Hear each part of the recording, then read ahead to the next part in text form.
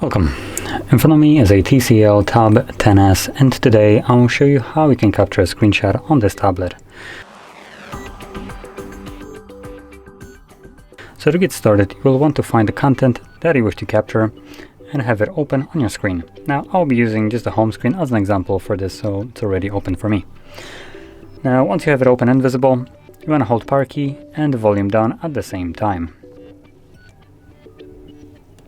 We'll have a flash with a couple options like scroll, share or delete. Now after a moment it disappears, so don't worry, that's completely normal. Once it disappears, you can find that screenshot in your Photos application. So I'm going to quickly open that up. And you should be able to see it right here at the very front. Nope, that's not it. Guess I'm going to go into Library. I have Screenshots folder, so there we go. There is a screenshot. So there we go. So that is how you can capture your screenshot on this tablet, and if you found this very helpful, don't forget to hit like, subscribe, and thanks for watching.